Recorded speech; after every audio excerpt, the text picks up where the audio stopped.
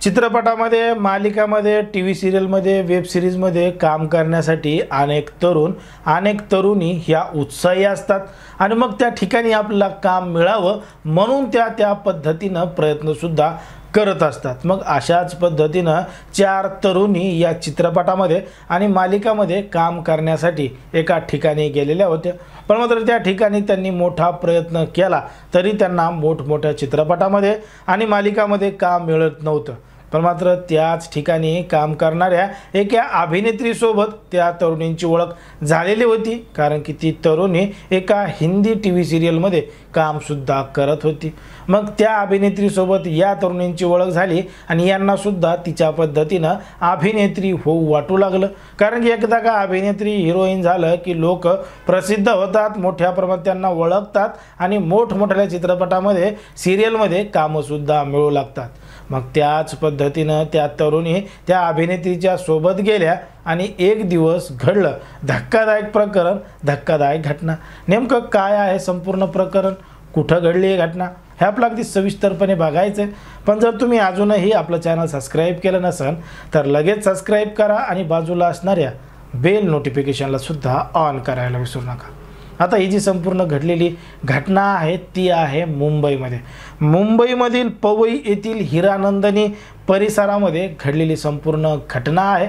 या ठिकाणी या परिसरामध्ये एक हॉटेल आहे आणि या हॉटेलमध्ये 4 अभिनेत्री या वेश्या व्यवसाय करत होत्या।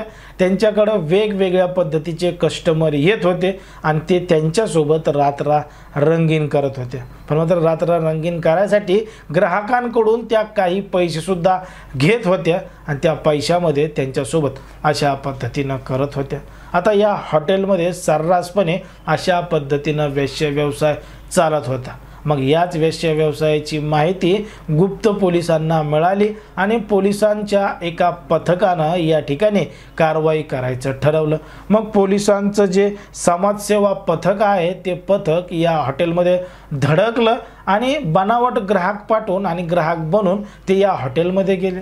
मग हॉटेलमध्ये गेल्यानंतर किंमत ठरली, किंमत ठरल्यानंतर त्यांना त्या अभिनेत्रींचे फोटो दाखवण्यात आले, त्यांनी ते पसंत केले आणि रूममध्ये गेल्यानंतर सगळा काही प्रकार सुरू झाला आणि पोलिसांनी त्या ठिकाणी धाड मारली। आता धाड मारल्यानंतर त्या ठिकाणाहून पोलिसांनी 4 तरुणींना ताब्यात घेतला आहे, त्यांची त्या ठिकाणाहून सुटका करण्यात आली।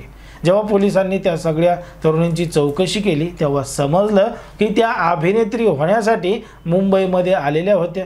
मागच्या अनेक दिवसांपासून त्या चित्रपटामध्ये, मालिकांमध्ये किंवा इतर कुठल्या कार्यक्रमामध्ये त्यांना काम मिळावं यासाठी प्रयत्न करत होत्या। पण मात्र अनेक प्रयत्न केले तरी त्यांना त्या ठिकाणी काम मिळालं नाही। मग चित्रपटामध्ये काम मिळालं नाही, खर्च मोठ्या प्रमाणात वाढतोय, मग तो खर्च भागवण्यासाठी एका व्यक्तीनं त्यांना या वेश्या व्यवसायामध्ये ढकललेलं होतं आणि तो व्यक्ती 60 वर्षीय होता। आता 60 वर्षीय व्यक्तीने त्या 4 तरुणींना फसवलेलं होतं।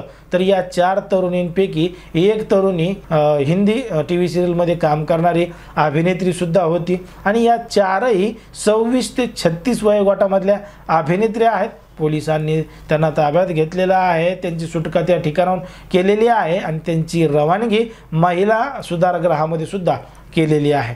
पण मात्र ज्या पद्धतीनं मायानगरी मुंबईमध्ये वेगवेगळ्या घटना घडत आहेत, चित्रपटामध्ये काम देतो, मालिकामध्ये काम देतो असं सांगून फसवतायत आणि अशा व्यवसायात ढकलतायत, असे प्रमाणसुद्धा मोठ्या प्रमाणात वाढत चाललेत। आता ज्या पद्धतीनं लोकांना चित्रपटाचं, टीव्ही सिरियलचं नाद लागलेला आहे, त्याच्यामध्ये अशा पद्धतीनं घडतंय, त्याच्यावर तुम्हाला काय वाटतंय हे अगदी स्पष्टपणे कमेंटमध्ये सांगा आणि अशाच पद्धतीचे नवनवीन व्हिडिओ पाहण्यासाठी आपल्या चॅनलला लगेच सबस्क्राईब करा।